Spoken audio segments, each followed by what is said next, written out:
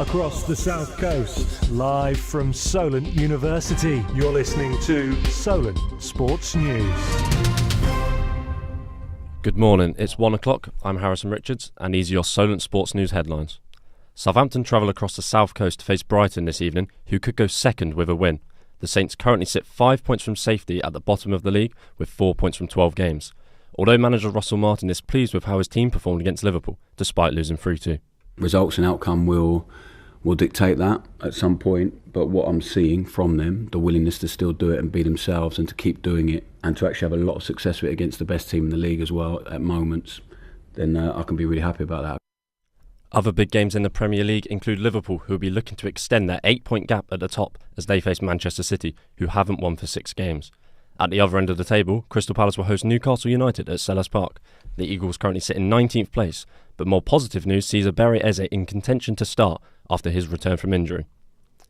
FIFA announced the nominees for the best awards this morning, with the candidates for the Puskas Award including Southampton striker Paul Onuachu, who is yet to score for the Saints.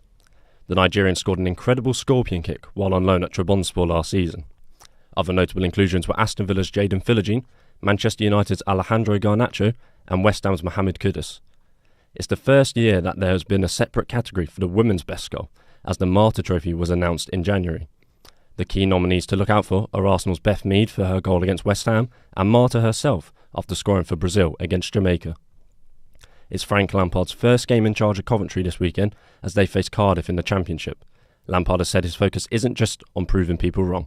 I don't want to sit here and try and go, I want to do this to show the world. I'm driven. I like to prove people wrong. I did it in my playing career a lot. It was a drive for me. And as I say, as a managerial career, you know you're going to have to prove people wrong. It doesn't matter whether it's me or Pep Guardiola at this moment in time. It's one of many games that Solent Sports News will be providing live updates for tomorrow, starting at 3. In the Europa League, Ruben Amorim won his first game as Manchester United manager last night. His side snuck past Bodo Glimt 3-2 after falling behind in the first half, and Tottenham drew 2-2 with Claudio Ranieri's Roma after Mats Hummels scored a stoppage-time equaliser. After a thrilling match, Ange Postecoglou claimed that if fans want entertainment, Spurs are the team to watch. If you want those kind of games, mate, there's plenty in world football you can watch every weekend. I'd like to think when you tune into us, you'll get entertained. Emma Hayes will have her homecoming as USA women travel across the pond to take on England. Saturday's match at Wembley will be the 20th meeting between the two powerhouse nations and a first since 2022, which the Lionesses won 2-1. Joining us now in the studio is our women's football correspondent Michelle Barham. What can we expect from the game? It's going to be a busy game. There's expected to be 85,000 spectators there.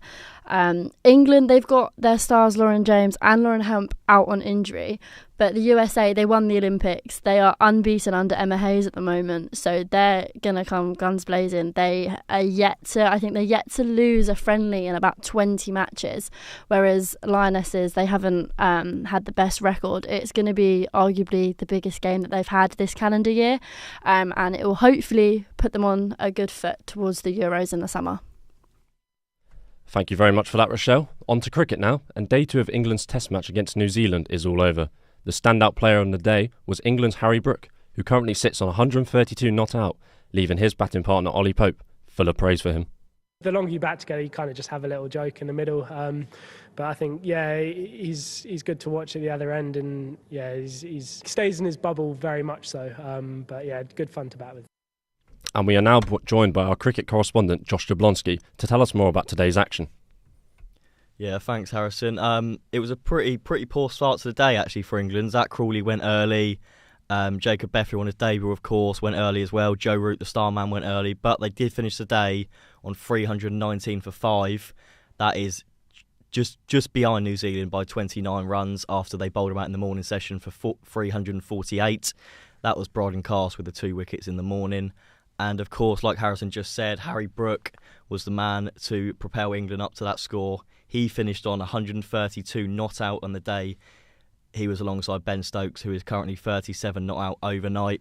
Harry Brook was actually dropped 4 times on his way to his 100, which was pretty lucky actually. And New Zealand will be looking to improve in the field tomorrow actually, because they dropped 6 catches throughout the day, even though Glenn Phillips took a blinder and slip to get rid of Ollie Pope.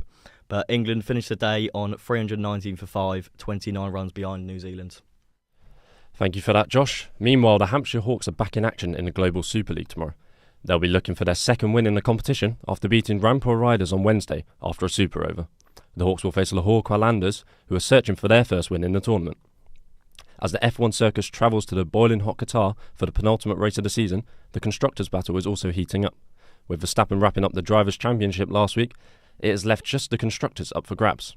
McLaren sit on 608 points, 24 ahead of Ferrari and 53 in front of Red Bull. And finally, in snooker, Judd Trump defeated John Higgins in a final frame decider last night to book his place in the quarterfinals of the UK Championship in York. Trump, who is currently number 1 in the world, beat Neil Robertson 6-3 in the first round. He'll be aiming to extend his remarkable run of 7 tournament victories over the past 15 months. That's all from us from this hour. We'll be back at 2 o'clock, and remember, you can keep up to date 24 hours a day on our website, which is solentsportsnews.com. Thank you and goodbye.